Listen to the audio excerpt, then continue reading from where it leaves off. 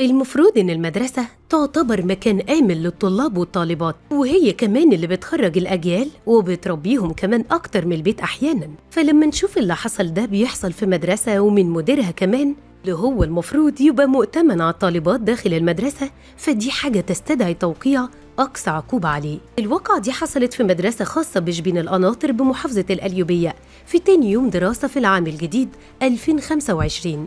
مدير المدرسة استدرج طالبة في أولى ثانوي للمصلية بتاعة المدرسة، وحاول يتحرش بيها ويعرض عليها خاتم ذهب وتليفون محمول مقابل إنه يتحسس جسمها. الطالبة دي رفضت وزقته وضربته كمان وجريت، وعلى طول اتصلت بشقيقها الأكبر منها اللي اتصل بالنجدة فوراً، وحضرت قوات الشرطة وألقت القبض على المدير. الواقعة دي كشفت عن بلاوي كتير تانية لما الشرطة خدت تليفون مدير المدرسة وفتشته، وكانت الصدمة المدير طلع عن تيل وعمل كده مع أكتر من طالبة وصورهم كمان فيديو صور.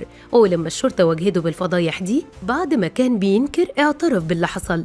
مدير المدرسة المتهم ميم فه عنده 58 سنة اعترف إنه بيستدرج الطالبات داخل المدرسة أو لمكتبه أو بعض الفصول عقب انتهاء اليوم الدراسي، وقال إنه عرض على إحدى الطالبات هاتف محمول وخاتم ذهب مقابل السماح ليه بملامسة أجزاء من جسدها. كمان اعترف بإنه كان بيحتفظ بخاتم ذهب ومبالغ مالية بمكتبه لاستخدامها في استدراج الطالبات. وطبعا من المقرر إن الأجهزة الأمنية تستدعي الطالبات اللي ظهروا في فيديوهات وصور مخلة معاه للتحقيق معهم في سرية تامة حفاظا على سمعة ومستقبل البنات دول. مديرية التربية والتعليم بمحافظة القليوبية علقت على الفضيحة دي وقالت إن واقعة التحرش حصلت داخل مدرسة خاصة وليست تابعة للتعليم الحكومي.